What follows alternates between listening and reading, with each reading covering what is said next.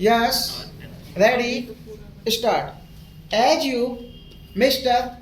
President, have said in your address, there can be no economic progress in conditions of instability, uncertainty, and insecurity. Any attempt at bringing about a greater measure of economic equality will receive a setback in any such environment and in all situations in which law and order breaks down.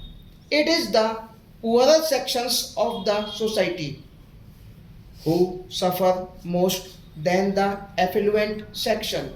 But I would like to draw your attention to one thing: stability cannot be and should not be equated with the perpetuation of the status quo.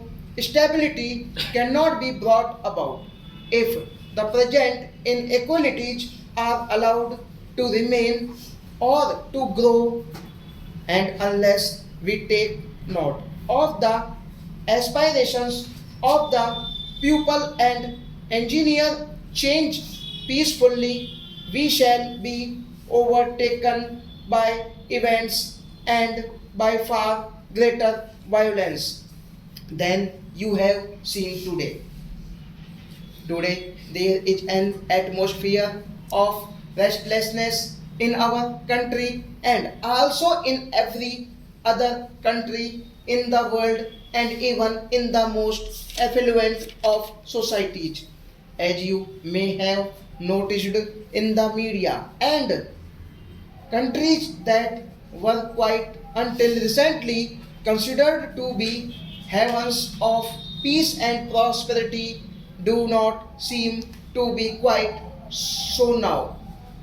A new generation is coming up into prominence in all the countries whose attitudes and beliefs differ from those of the older generation in all spheres of life. Therefore, whether it be politics or business and industry, we must take note of this new development and refashion our policies and programs so as to respond more readily to the needs of the changing times.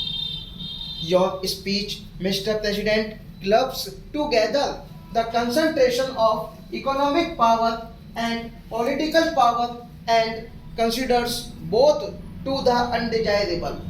Now, there are adequate safeguards in our political setup against the concentration of political power.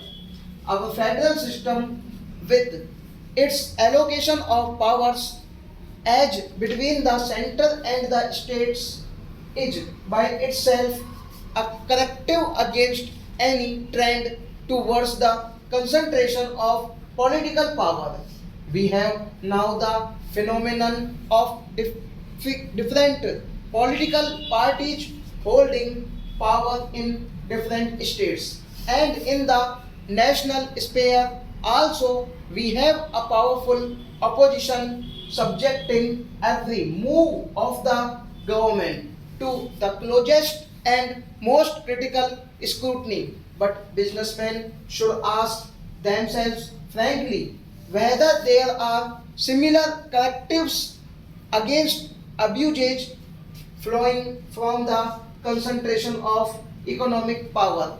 What action has been taken in our country to build up active organizations of shareholders, consumers, and small businessmen in the absence of organizations of this nature exercising a countervailing influence against the concentration of economic power? Government had to step in, whether it is the nationalization of banks or the monopolies legislation which is now on the anvil stop.